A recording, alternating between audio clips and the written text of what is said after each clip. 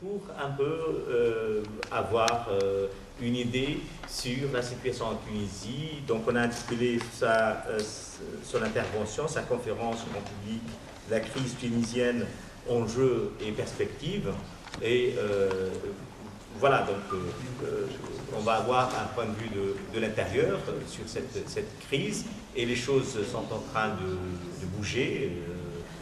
Tout à l'heure même, il a eu une information de grande importance, il va nous en parler, et donc on va faire un exposé assez court finalement, pour peut-être laisser plus de temps à l'échange, au débat et à la discussion.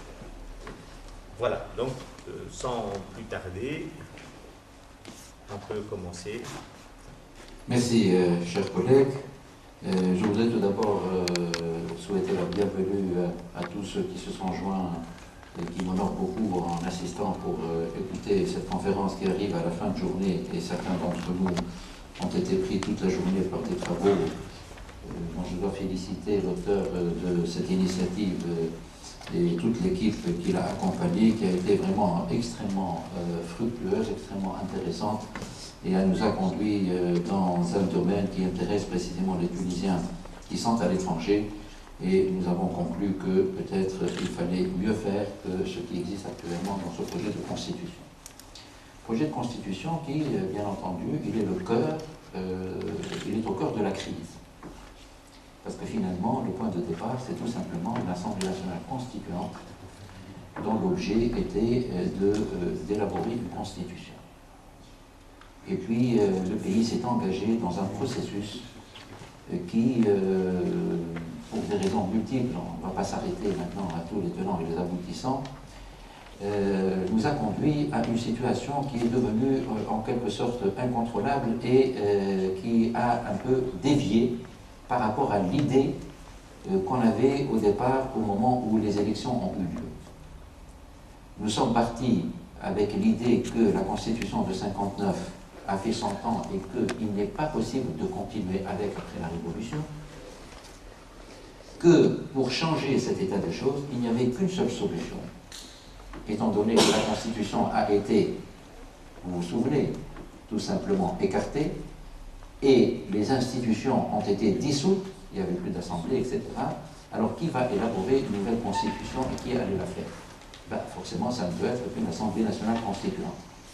Et c'est comme ça l'idée est venue, et l'organisation de cette élection du 23 octobre 2011 qui avait pour vocation de faire élire une Assemblée nationale constituante qui devait faire une constitution, et le texte et le décret portant un appel aux électeurs, convocation des électeurs aux élections, avait mentionné que, dans son article 6, que cette Assemblée avait une mission pour faire une constitution dans un délai d'une année. Et nous avons vu un peu la suite.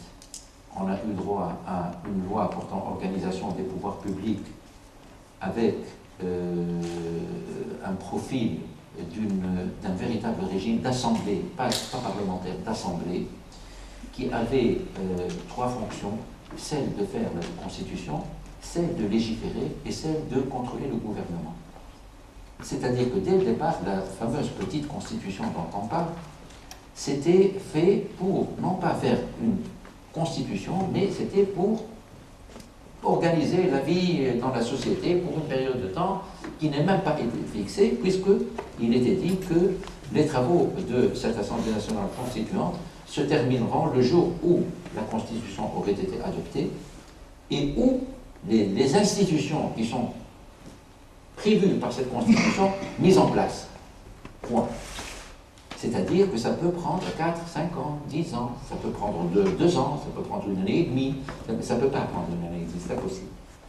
Donc finalement, ce qui a été fait dans la loi portant organisation provisoire des pouvoirs publics, c'était une vision d'une constitution destinée à une législature et à un mandat de cette Assemblée de plusieurs années, pour faire toutes ces choses à la fois, ce qui n'était pas précisément l'option qui a été choisie dès le départ. Donc déjà, les prémices de la crise ont commencé. Alors, bien entendu, le 23 octobre 2012, lorsque l'année s'est écoulée, c'est à ce moment-là que la première crise a surgi.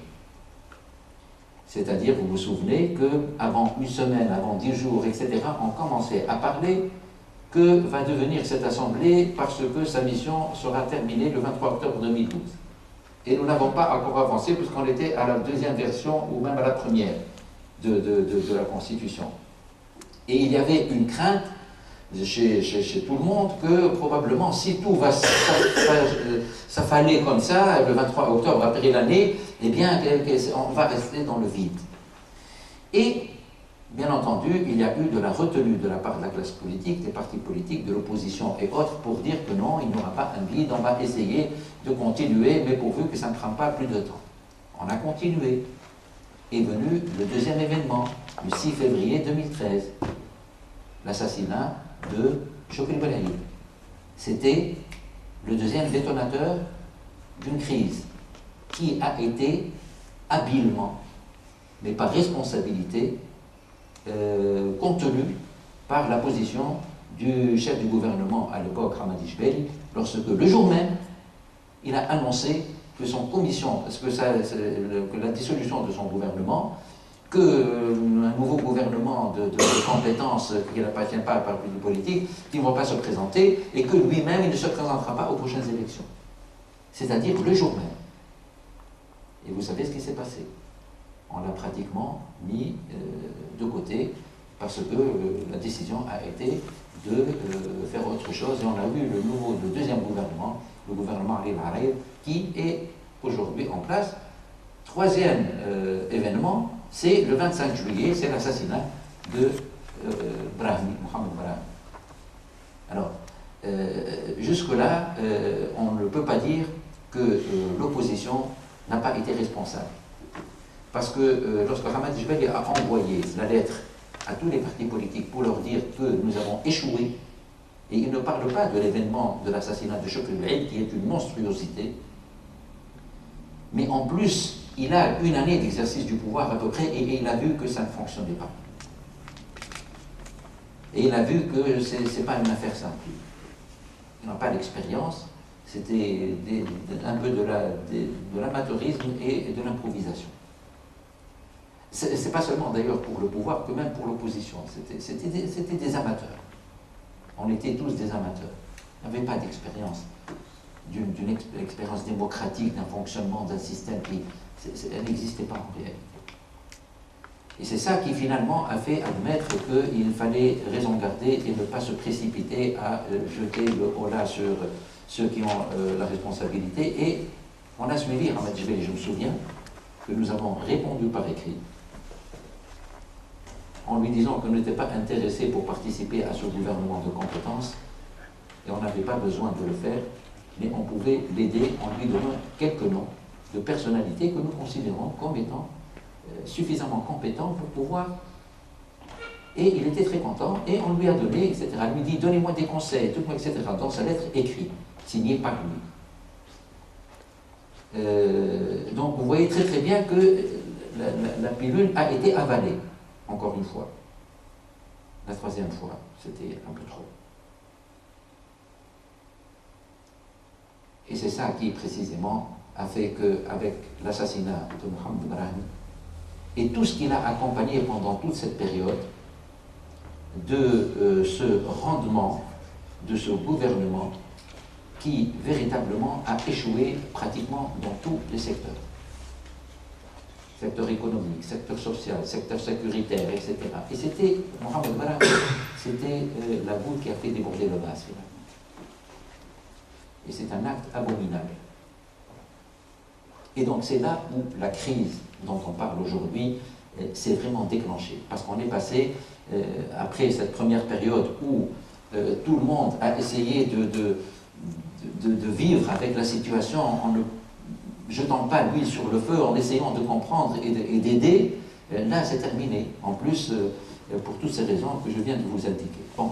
Alors, qu'est-ce qui s'est passé depuis? Il y a eu l'acte essentiel qui est celui du retrait près de 60 députés. Ils étaient 45, 50, 55, 60, autour de ce chiffre-là, sur 217. et qui ont fait le sit-in du Bardo. Et ils sont retirés sur la base et une réclamation qui est claire: dissolution du gouvernement, dissolution de l'Assemblée nationale constituante, formation ou constitution d'une commission d'experts pour achever la rédaction de la Constitution et soumettre la Constitution au référendum. Voilà les 4 raisons qui sont indiquées dans le premier communiqué de ces 60 députés parmi lesquels je figure. Bon. Et c'était ça la première demande. Alors bien entendu, on dit que c'est quand même difficile de demander la dissolution du Parlement, de l'Assemblée nationale constituante. À la limite, on pouvait l'admettre pour le gouvernement, parce que c'était une demande qui venait de toutes parts. Bon. Mais en tout cas, on va voir un peu l'évolution par la suite. Cette demande-là, elle a été soutenue par pratiquement tous les partis qui existaient dans le pays, dans l'opposition. La chute du gouvernement devait être proclamée, c'est-à-dire que la démission du gouvernement. Il n'y a pas de raison pour que Hamad Jbeli, le jour même, pour un acte, un premier acte, il est sorti de sa propre initiative et il a pris la décision que je vous ai rappelée, et pour que celui-là, qui avec la même chose, il ne fasse pas autant.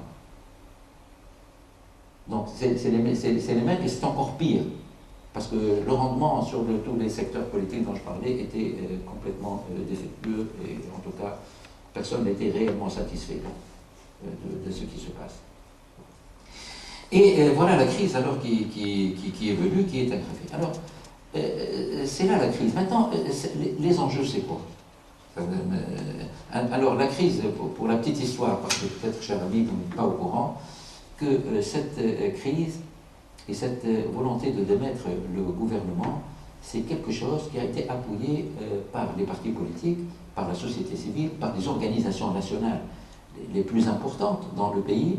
Et pour une première fois, on a vu que le syndicat des travailleurs, avec le syndicat des patrons, main dans la main, demandaient la même chose et ensemble.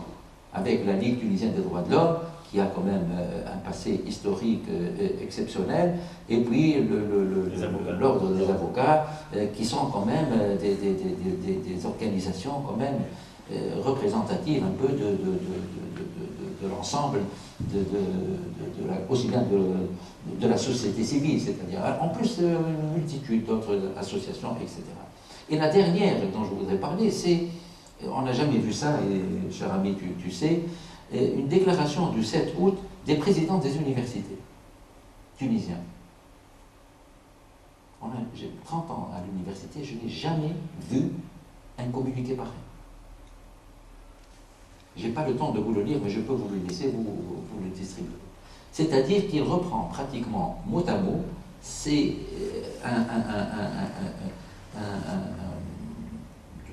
une explication que ce gouvernement doit partir, et il explique les raisons, et c'est les mêmes raisons qui ont été soulevées, qui ont été défendues par tous ceux dont je voulais parler tout à l'heure. Alors, c'est en 8 points dans lequel il a dressé le bilan négatif de ce gouvernement et que la nécessité qu'il doit quitter précisément le pouvoir.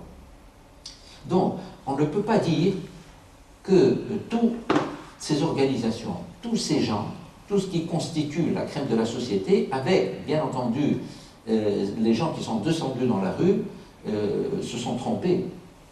C'est pas possible qu'il y ait le gouvernement qui continue à penser qu'il n'y a pas de raison qu'il quitte parce que finalement on est en train d'exagérer, etc., etc. Je passe les détails sur ce point. Donc voilà les députés qui sont sortis, ils ont fait le sit-in du Bardo qui s'est transformé en sit-in rahim, c'est-à-dire une façon de dire dégage pour le gouvernement, mais pas seulement pour le gouvernement seulement, mais pour aussi toutes les autres autorités qui ont été nommées pour leur appartenance au parti, au pouvoir, ou ceux qui sont au pouvoir, et non pas sur la base de leurs compétences, ni sur la base du mérite. Et on a vu que toute cette période a été utilisée précisément pour phagocyter l'administration par des intérêts. Ça a été d'ailleurs, quelque temps avant, même du temps de Jbeli, dit par Malzout, le président de la République, dans le congrès de Nahda.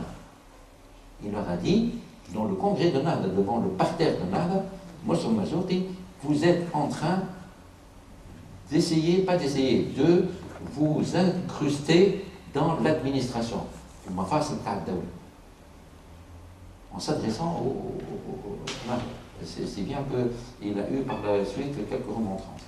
Alors, c'est pour dire que c'est une attitude qui a été, bien entendu, relevée par tous. Alors, pour ce qui est maintenant, voilà un peu les grandes lignes de la crise. Je fais beaucoup de raccourcis, bien entendu, je n'ai pas le temps de rentrer dans tous les détails, mais comme le sujet, c'est les enjeux et les perspectives, je vais essayer de voir un peu quels sont les enjeux et quelles sont les perspectives. Pour ce qui est des enjeux, qu'est-ce qui est en jeu? En jeu, et ce qui est en jeu aussi. La crise, et peut-être vous la sentez ici, c'est le modèle de société que nous voulons avoir. Ça, c'est le premier problème et c'est l'une des composantes essentielles de la crise.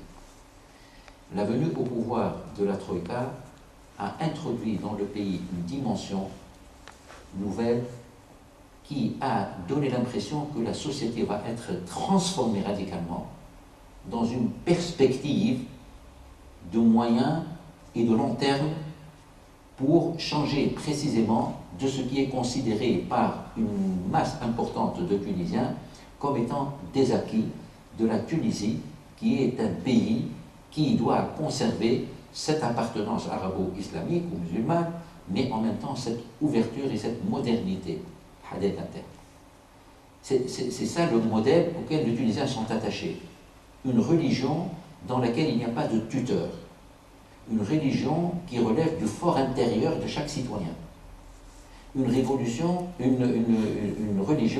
qui n'a pas finalement des mollahs derrière. C'est quelque chose qui est tout à fait individuel. Et ils veulent, les Tunisiens, un État civil, Dawla Madani. C'est-à-dire un État qui est fondé sur la volonté du peuple, sur la citoyenneté et sur la primauté du droit et de la loi. On ne veut pas une société fondée sur la croyance et les croyants, ni fondée sur une volonté divine, quand bien même elle est respectable, mais elle est respectable dans le sens du rapport de l'humain directement avec Dieu. Et elle ne veut pas que ce soit le charia qui soit la source de la législation, ou bien de la législation même dans le pays. On veut, c'est la volonté populaire des gens qui sont élus, c'est le droit objectif, et c'est ça la société civile. Elle se résume dans ces trois points. Citoyenneté, volonté du peuple et l'état de droit. Voilà la crise. La crise, c'est que, alors que on voit très très bien dans la société une tendance qui est avérée, qui est en train de préparer au pays à rentrer dans une autre dimension. On le voit tous les jours. Les mosquées sont devenues des tribunes politiques. Les salafistes qui se sont reconnus des droits avec une attitude plutôt, je dirais, assez laxiste des autorités qui sont en place. Nous avons vu des usages des hayètes qui viennent de l'extérieur en train de faire du prosélytisme auquel les Tunisiens ne sont pas habitués. On a vu se développer une image de la Tunisie qui, précisément, a introduit un élément de trouble dans la conscience des Tunisiens quant à la nature du pays et cette transformation radicale qui pourrait se faire et qui est soutenue par des discours de tout ordre et qui viennent montrer qu'effectivement c'est un projet. Alors si on ajoute à cela toutes les manifestations qui ont été faites par des déclarations qui ont été prises sur les grands responsables du parti, etc., par l'interférence de quelques puissances étrangères et qui poussent à introduire un peu cette dimension de cet islam radical, cette tendance de rattacher précisément la Tunisie à une vision de l'Umma qui dépasse le cadre national et qui s'inscrit dans le cadre d'une mouvance qui est complètement internationale autour de la notion des frères musulmans avec un projet qui vient de l'extérieur, tout cela à tort ou à raison, a permis de troubler les Tunisiens et de créer un sentiment de frayeur et d'angoisse chez une grande partie. Alors que, au même moment, nous trouvons un discours de la part de ceux qui sont au pouvoir et qui aiment le pouvoir, rassurant. L'islam que nous voulons, c'est un islam modéré, qui est conforme à la tradition tunisienne que nous connaissons, avec le rythme malékite, etc. C'est-à-dire qu'il y avait un discours qui est ambivalent.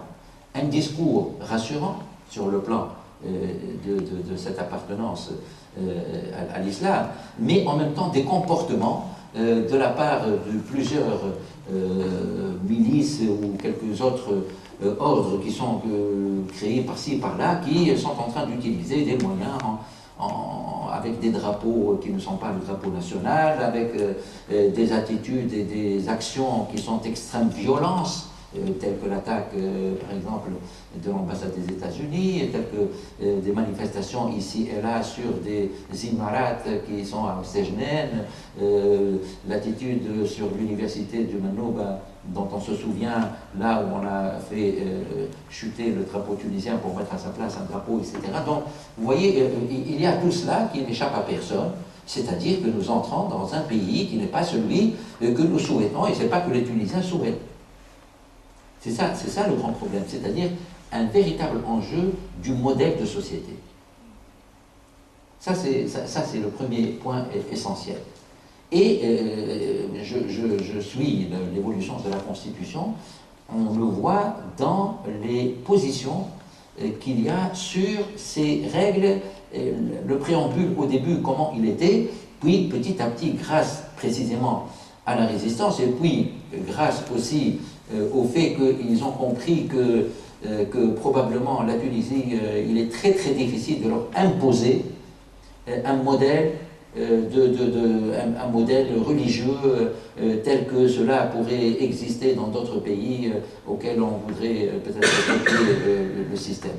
Et donc il y a eu une certaine retenue et un changement de langage, et on a vu ça sur les révisions successives de la Constitution. La charia a été enlevée, vous vous souvenez de la grande déclaration qui a été faite par le chef du parti de la Nada en disant que non, la charia, on ne va pas la mettre parce que la charia, le contenu est très variable et on ne peut pas se mettre quelque chose de variable, ça ne peut pas rassurer, et il faut avoir un droit positif qui provient précisément de l'Assemblée élue, etc. Bon, il y a eu aussi des changements dans le préambule sur des affirmations, je parle de ce tadef al-siyasi, c'est le mot de la confrontation politique qui existait, qui est un terme qui est puisé dans la littérature et dans l'idéologie précisément des frères musulmans. Le terme même qui a été changé, التدافع نظريته هو الفلسفيه بتاع الغنوشي. Donc il y a eu beaucoup de choses qui ont été changées grâce à précisément cette résistance de la société civile. La société civile qui est sortie dans la rue à plusieurs reprises et qui a manifesté précisément sa non-acceptation de ce modèle de société tel que cela voulait être présenté par ceux qui ont pris le pouvoir après les élections du 23 octobre. Donc cela, c'est une question. Alors, bien entendu, lorsque par ailleurs, les derniers événements, vous voyez comment on les envoie, les Tunisiens, les jeunes Tunisiens au djihad en Syrie, avec des femmes et des jeunes filles, dont des mineurs qui sont revenus dernièrement enceintes, avec le fameux djihad de pas, ça donne une image précisément chez le peuple tunisien que la Tunisie n'est pas faite pour accepter cette nouvelle dimension d'un pays qui est en train de travailler pour une soi-disant idée de la défense de l'islam, de la défense qui n'a jamais été quelque chose qui est prescrit ni dans la charia, ni dans les opinions des théologiens les plus réputés, à moins que ce soit des personnes qui font de la politique sous le couvert de la religion. Et ça, ce n'est pas, etc. Bon, il faut reconnaître, ça a été dénoncé aussi par... Mais il y a ceux qui, précisément, défendaient cette idée. Alors, c'est ça le grand problème qui se pose, et l'enjeu fondamental, c'est le modèle de société.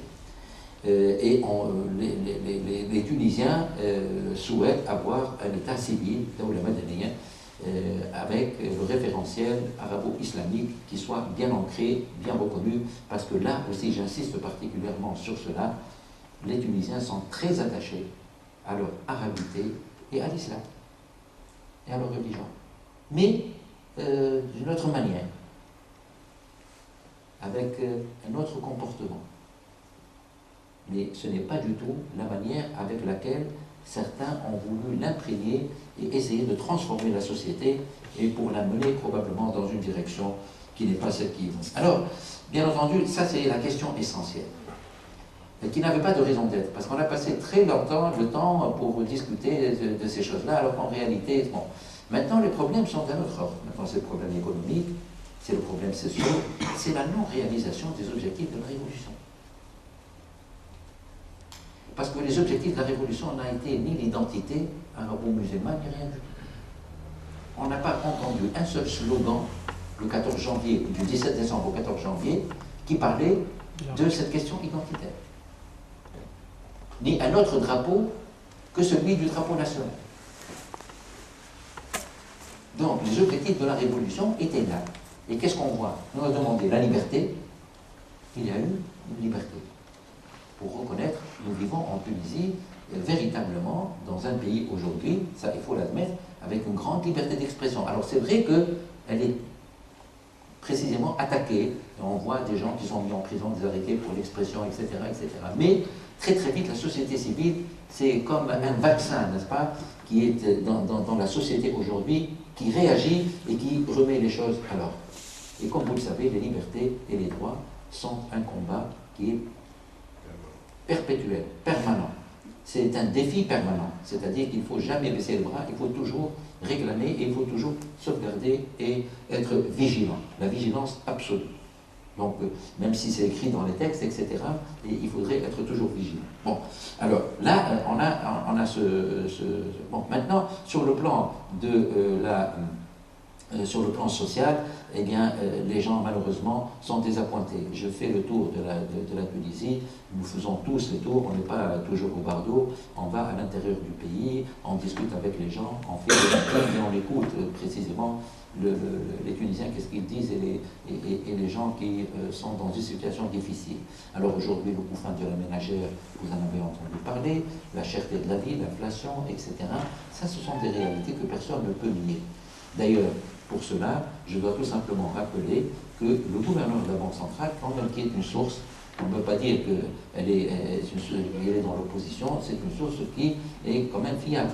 Le taux d'inflation, la dégradation de la note qui est attribuée par les organismes financiers internationaux à la Tunisie, qui se répercute sur le plan de la dévalorisation du dinar, par exemple. Aussi, ce sont autant d'indices et d'indicateurs qui montrent que la situation est vraiment très très très difficile, pour ne pas dire catastrophique. Pas jouer au Cassandre, mais en tout cas, pratiquement, la situation est... Et puis, bien sûr, la situation sociale avec l'inflation, bien entendu, tout se renchérit, et donc, on tombe dans une situation où, finalement, après une année et demie, ou 18 mois, ou plus, eh bien, on n'a pas obtenu les bienfaits de cette révolution. Alors, sur le plan sécuritaire, vous savez aussi, tant que moi, que la situation sécuritaire, avec les événements qui se déroulent au Chahambi, et qui ont derrière eux maintenant terrorisme et islamisme au sens qui n'est pas l'islam que nous voulons, l'islam que nous connaissons, l'islam que nous souhaitons, tout se confond pour que ça devienne une question véritablement attentatoire un peu à l'ordre public et à la sécurité et à la sûreté des Tunisiens et des citoyens tunisiens dans leur ensemble. Donc, voilà aussi un autre enjeu qui est celui de la sécurité, un enjeu politique, aussi la voie démocratique précisément que nous avons souhaité pour le pays, elle peut être mise en question par ce comportement précisément et par cette vocation de créer dans la société un courant qui ne reconnaît pas les valeurs de la démocratie. Et donc, dans les attitudes que nous avons vues, de la part de beaucoup qui, dans les mosquées, beaucoup qui, dans le cadre de ce qu'on appelle les ligues de protection de l'environnement, de protection de la révolution, etc., qui deviennent les parrains de la révolution, etc. Et donc, c'est des milices qui se portent. Donc, toutes ces choses-là confondues font que c'est comme si nous avons deux États dans l'État. Alors que nous voulons précisément une unification autour d'un pouvoir qui est fort et dans un régime démocratique. Et c'est ça précisément le pays que nous voulons dans une constitution qui consacre la totalité de ces principes d'un État civil et dans lequel les grands principes de la démocratie et de l'organisation des pouvoirs soient faits.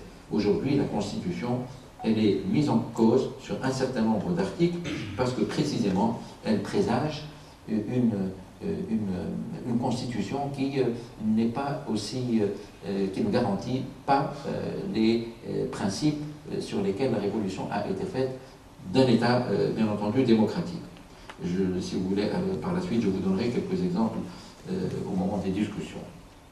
Alors, je termine un peu par ces enjeux, vous pouvez en rajouter, vous avez d'autres exemples si vous les vivez, mais je veux parler maintenant aux perspectives. Je voudrais aborder la question. Les perspectives, c'est quoi? Les perspectives, c'est, pour aller vers la fin, je dois d'abord dire et reconnaître et en même temps informer que l'attitude qu'ont eu les députés qui sont sortis et ont fait le sit-in, qui a été accompagné de manifestations qui, je vous donne un chiffre, pendant un mois et une semaine, 5 événements, 6 août, 13 août, 21 août, 31 août, 7 septembre.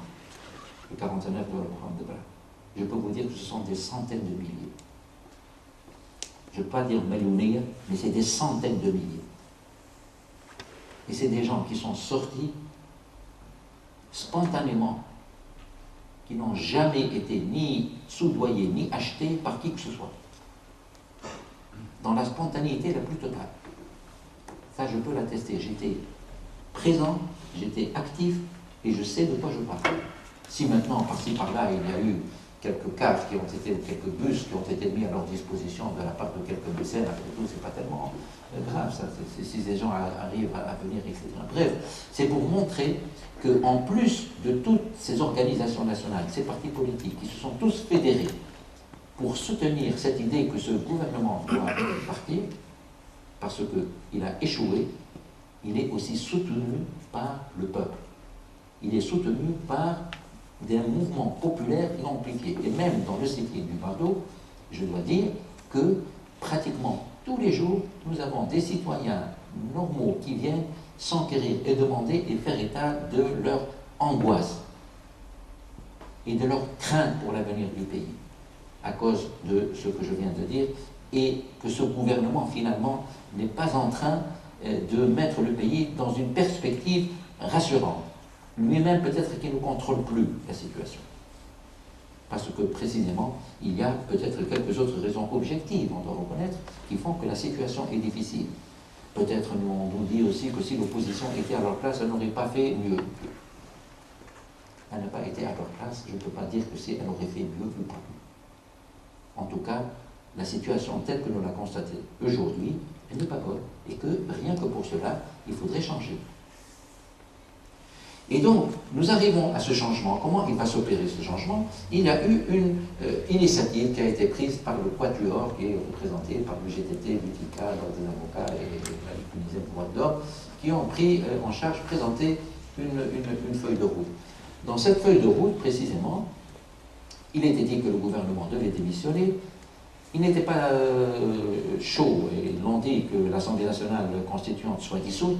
Ils n'ont pas accepté la dissolution de l'Assemblée nationale constituante.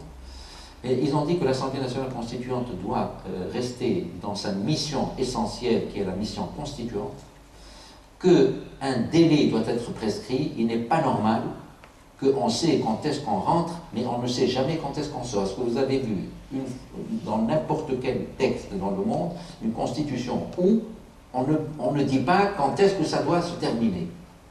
Ça, c'est jamais vu. C'est laissé comme ça au hasard des choses. Non. Donc tout ça, il faut le mettre. En plus, il y a d'autres choses qui sont importantes, je dois le dire, c'est précisément la révision de toutes les nominations qui se sont faites, parce que les nominations qui se sont faites sur la base de l'appartenance partisane, parce que l'administration, précisément, elle est pratiquement tenue par ceux qui sont en place aujourd'hui, et la crainte, c'est que, précisément, si l'administration territoriale, les gouvernorats, les délégations, les secteurs, etc., sont... Donc, il y a un risque, et c'est quand même le cas pour les entreprises publiques, etc., etc. Et donc, il y a un risque. Alors, pour cela, bien entendu, la feuille de l'initiative, on ne dit pas la feuille de route, a prévu qu'il faudrait réviser. Il faudrait dissoudre les fameuses ligues de protection de la Révolution, qui manifestement se sont avérées comme étant finalement utilisées, pas pour protéger la Révolution, mais probablement à d'autres desseins. Et ça, c'est une demande qui a été retenue par le Quatuor. Création d'une commission d'experts pour la finalisation de la Constitution, voilà un peu les grandes lignes. Alors ce qu'il y a est la dissolution du gouvernement et la nomination d'un gouvernement de salut national avec des compétences qui ne sont pas des compétences appartenant à des partis politiques, donc ce sont des indépendants, avec un chef de gouvernement lui-même indépendant et qu'il ne se présenterait pas aux prochaines élections. Et la fixation d'un calendrier à tout cela. Voilà un peu l'initiative de l'UGTT. Cette initiative de l'UGTT, elle a été acceptée par tout le monde. On a discuté, et un mois est passé depuis le 25 juillet, date où on est sorti, et ça n'avance pas, c'est des discussions interminables en chapeaute. Non, le gouvernement ne doit pas démissionner. On a présenté, notamment le Hafnal a présenté une proposition qui dit que le gouvernement ne peut être constitué que à la fin, lorsque nous serons à un mois ou un mois et demi des élections. Et ça sera un gouvernement d'élection. Je leur ai dit que je n'ai jamais entendu parler d'un gouvernement d'élection. Un gouvernement n'est pas pour faire des élections, un gouvernement c'est pour gouverner. Et alors, bien entendu, et l'Assemblée nationale constituante qui continue à travailler. Bref, ce sont des débats qui se sont éternisés, et puis finalement, après beaucoup de discussions, nous avons discuté nous-mêmes avec le Quatuor, nous avons eu des réunions, etc. Et puis de cette initiative est sortie une feuille de route. Voilà la feuille de route, elle est là, la feuille de route, là, vous voyez. Alors, la feuille de route, celle-là, je vais être très, très rapide sur ça, parce que l'essentiel, ce n'est pas les détails. La feuille de route, c'est une procédure qui essaie de rapprocher un peu les deux camps dans leurs demandes respectives. Elle essayait de trouver un compromis. Alors, d'abord, le gouvernement doit partir. Le gouvernement doit être remplacé par un nouveau gouvernement composé d'un chef de gouvernement qui soit indépendant, un gouvernement dont les membres seront des experts et qui ne nous appartiennent pas des experts, donc qui sont normalement ne sont pas apparentés à un parti, et qu'il ne se présenterait pas aux nouvelles et aux prochaines élections. Alors quand est-ce que la déclaration sera faite de la démission du gouvernement et comment on va procéder pour la mise en place du nouveau gouvernement? Toute la discussion était autour de cela. Bon, finalement, la feuille de route, la première semaine, c'est la mise en place de la nouvelle institution qui va s'occuper des élections. Et en même temps, pour les 2 semaines, semaine 1 et semaine 2, préparation de la loi sur les élections, la loi électorale. Donc voilà, la reprise, elle commence comme ça. Et puis, à partir de la fin de la première semaine, il va y avoir le processus de la détermination de la nouvelle équipe gouvernementale qui va se constituer. Et puis, en même temps, il y a l'Assemblée nationale constituante qui reprend ses travaux pour terminer la Constitution en même temps que la loi sur les élections et l'élection de cette équipe qui constituera l'ISI. Tout cela devrait prendre 4 semaines. Donc c'est dans 4 semaines que cela sera fait, et puis ça va se terminer par la nomination de ce gouvernement, du nouveau gouvernement, qui sera investi par l'Assemblée nationale constituante sur la base de l'article 15 de l'Organisation provisoire des pouvoirs publics, et un verrou a été prévu, que ce gouvernement ne pourra pas être censuré par une motion de censure, c'est-à-dire, et la confiance ne peut pas lui être retirée qu'à la majorité des 2 tiers, sachant que le texte actuel, il parle de la majorité absolue. C'est pour rendre la destitution du gouvernement quelque chose de vraiment pratiquement impossible. Enfin, très très difficile, disons. Parce que sinon, la majorité, disons, ils peuvent très bien le nommer aujourd'hui et le destituer dans 1 semaine ou 10 jours après. C'est par précaution que cela a été prévu. Donc voilà un peu les grandes lignes de normalement 4 semaines, 5 semaines, théoriquement. Le processus devait être mis en place. Donc reprise de l'Assemblée nationale constituante, après la réunion de la première journée du commencement du dialogue, qui va réunir la totalité de toutes ces parties et qui va être coiffée par les 3 présidents, chose nous n'étions pas d'accord. Il n'y a pas de raison pour que les 3 présidents coiffent la procédure de cette procédure. C'est quelque chose qui se fait entre les partis politiques, entre les organisations nationales, et il n'y a pas de raison que le parrainage se fasse par ceux qui sont actuellement au pouvoir. Donc même sur le plan de la symbolique, ça ne tient pas la route. Et exiger que, précisément, cela ne se passe pas de la sorte. Voilà. Maintenant, cette proposition a été acceptée pratiquement par tout le monde, sauf par la Troïka, avec des attitudes plus ou moins décalées, mais d'une manière générale. Et puis, finalement, ce que nous devons faire remarquer, et ça c'est mon opinion personnelle et mon sentiment, il y a deux attitudes. Il y a ceux qui, on nous pose la question, est-ce que vous allez revenir, etc. Revenir, c'est-à-dire que lorsque nous avons le sentiment que le peuple tunisien veut sortir le plus rapidement possible de cette crise, il ne s'arrête pas dans les détails. Il peut faire confiance à la classe politique. Entendez-vous et trouvez la solution et sortez-nous le pays de ce marasme. Et terminez cette constitution et passez aux élections et qu'on n'en parle plus. Débrouillez-vous, faites ce que vous voulez, une feuille de route, un modus vivendi, il nomme le gouvernement avant ou après, etc. Tout ça, ça ne nous intéresse pas. L'essentiel pour nous, c'est qu'on ne veut plus avoir cette impression que le pays vit dans une crise qui est en train de nous annoncer encore des difficultés plus graves.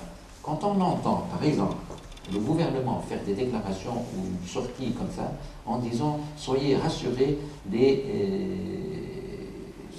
salaires des fonctionnaires seront payés à la fin du mois ». Ce que je trouve, moi, personnellement, vraiment, ils pouvaient en faire l'économie. C'est-à-dire, ça montre que, finalement, on risque peut-être de ne plus pouvoir payer. C'est-à-dire que, parce que précisément, les finances de l'État sont dans une très mauvaise posture.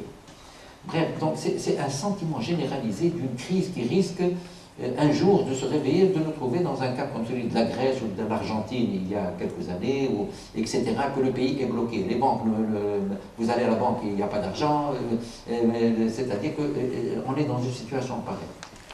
Donc c'est ça qui fait peur. Et c'est pour cela que je comprends l'émotion des Tunisiens et l'angoisse des Tunisiens qui souhaitent que cette question soit réglée le plus rapidement possible. Et il faudrait que la classe politique, précisément, soit à la hauteur de sa mission pour véritablement, parce que quand même, les politiques, ils doivent servir à quelque chose, c'est-à-dire empêcher le pays de sombrer dans des crises et c'est ça. S'ils ne sont pas capables, eh bien, à ce moment-là, c'est le peuple qui va sortir encore une fois dans la rue. Et alors, précisément, jusque-là, vous avez entendu parler précisément de la résistance qui existe au niveau du parti qui ne voulait pas de de cette démission immédiate du gouvernement, qu'il voulait la laisser à la fin du process, quand on aura terminé la Constitution, quand on aura adopté la loi sur les élections, quand on aura... Et il garde du temps pour rester encore plus au pouvoir. Pourquoi veut-il rester encore au pouvoir? Pourquoi, etc. Eh bien, les avis sont... il n'a pas réglé encore toutes les questions. Il veut profiter pour mettre le maximum de gens dans les administrations. Une fois que cela a été fait, vous pensez que ça va être facile par la suite pour les défaire et pour les changer. Ce n'est pas une chose facile. Quand il ne vous reste pas beaucoup de temps par rapport aux élections qui vont se tenir, vous n'avez pas le droit, même avec un nouveau gouvernement, qui probablement n'aura pas suffisamment de temps pour le faire, etc., etc. Il y a beaucoup de questions qui sont de cette ordre. Le problème actuel pour résoudre la crise, je termine par là, et pour sortir de cette crise, et ce qui me fait peur, parce qu'actuellement nous avons entendu parler, et je vous l'ai dit tout à l'heure, que Harakna a annoncé qu'elle accepte la feuille de route, après avoir montré qu'elle avait des réserves sur la feuille de route. Le Quatuor lui a fait comprendre que vous l'acceptez dans sa totalité et dans l'ordre, démission du gouvernement, juste après la tenue de la première journée dans laquelle il va y avoir l'ouverture, signature de l'accord, transformation de la loi portant organisation des pouvoirs publics pour la mettre au diapason de ce calendrier qui va être mis avec des dates précises et pas laissé au hasard de la chance, etc. Et donc il a commencé à montrer, vous avez eu son attitude, et aujourd'hui, il semble, après avoir fait une réunion avec les responsables des Quatuors, il a déclaré que précisément il va se soumettre, il va accepter précisément. C'est une bonne nouvelle. C'est une bonne nouvelle aujourd'hui qu'au moins on va se mettre autour d'une table pour discuter de la réalisation de cette feuille de route. Ça donne peut-être un peu d'espoir pour que cette crise se termine le plus rapidement possible, parce que personne ne veut vraiment, mais personne ne veut que cette crise qui doit se termine d'une manière qui ne soit pas suffisamment garante que ce qui va venir par la suite va arriver au résultat que l'on puisse avoir des élections démocratiques, transparentes, avec une administration neutre et toutes ces choses, n'est-ce pas? Parce que le processus ne s'arrête pas à la fin de cette période transitoire. Il faudrait que la Constitution doit d'ailleurs être finalisée avec les transformations qui sont restées en suspens et qui doivent être, on l'a oublié un peu, hein, parce qu'il y a beaucoup de points qu'il faudrait réviser dans cette mouture de la Constitution. Ce n'est pas encore réglé, il y a beaucoup de points qui sont à régler. Il faudrait les réviser dans la bonne direction. Et il faudrait, bien entendu, que les élections se fassent. À ce moment-là, la prochaine fois, une fois que les élections se fassent avec le sentiment que pratiquement les choses se sont passées d'une manière tout à fait correcte et démocratique, les élections, les urnes décideront de celui qui aura la tâche d'occuper les postes de responsabilité dans ce pays pour la période à venir. Il reste, et je reviens à cette petite question, c'est ce qui risque de se passer dans la mise en place de la feuille de route actuellement. Il y a un grand problème, c'est un problème de confiance. Parce que si vous acceptez de vous mettre autour d'une table, c'est bien. Mais si, à chaque point, vous trouvez des divergences qui sont pratiquement insolubles, et chacun, précisément, essaye de ralentir ou tout simplement de s'opposer à l'autre, pour laisser le temps s'écouler et passer, et ça ne se termine pas. L'échéancier de 3 semaines, 1 mois qui a été mis en place risque de ne pas être tenu. Pour tenir l'échéancier et pour qu'il puisse se terminer, il faudrait qu'il y ait vraiment de la bonne foi et de la bonne volonté de la part de tout le monde pour ne pas mettre des obstacles à trouver des solutions objectivement acceptables. Sans mettre derrière chaque chose que vous voulez votre intérêt pour vous trouver dans la situation la plus confortable possible. Les choses qui s'imposent par le bon sens et par l'objectivité, tout le monde doit les accepter. Moi, c'est ma vision des choses. Quand on faisait des révisions dans la Constitution, je leur disais, il y a des choses de bon sens qui, objectives, il faudrait tout simplement les retenir. Celles qui doivent faire appel à ce qui vous convient en fonction de votre idéologie propre, elles ne doivent pas figurer dans la Constitution. Ce qui doit figurer, c'est l'objectivité, le bon sens, et ce qui va pour tout le monde, indépendamment de ce que vous souhaitez ou souhaitez. Voilà, donc c'est une question de confiance. Je n'ai pas du tout, j'espère, je ne veux pas dire que que je n'ai pas confiance à ce que cette feuille de route puisse trouver son application comme cela. Il faut s'accrocher à toutes les bonnes initiatives, et la feuille de route, la Quatuor, sur laquelle nous avons des réserves, pour dire la vérité, mais que nous acceptons parce que tout simplement nous considérons qu'il faut se plier à cette exigence que je ressens chez les Tunisiens d'une manière générale, indépendamment de leur appartenance partisane et indépendamment de leurs idées, de leur idéologie, ou de leur etc. C'est qu'ils souhaitent finalement sortir de la crise, sans faire de calcul qui va gagner ou qui va perdre. Parce que finalement, sortir de la crise, c'est le pays qui va gagner. Mais il ne faut pas quand même sortir de la crise à n'importe quel prix. Il faudrait prendre suffisamment de garanties pour que le processus qui va suivre va aboutir à quelque chose qui sera acceptable et qui sera objectif et valable pour assurer à la Tunisie le sort qui lui est destiné et de rester un exemple historique, unique, que l'histoire retiendra d'un pays arabe et musulman qui a réussi sa transition démocratique et passé réellement à la démocratie. Et ça sera à ce moment-là, avec des islamistes et dans l'échiquier politique, qui, je dois dire enfin, que personne n'a dans la tête, dans l'idée, qu'il faudrait faire en sorte à ce qu'il soit éliminé de l'échiquier politique. Donc personne ne réussira à le faire, et puis c'est un véritable parti qui existe et qui a ses supporters et qui a précisément des gens qui le soutiennent et qui est très très bien ancré dans le pays et qui fait partie de l'échiquier politique, et il en fera partie encore pour longtemps. Il faut tout simplement apprendre à coexister avec toutes ces composantes multiples qui existent sur l'échiquier politique, et je vous remercie pour votre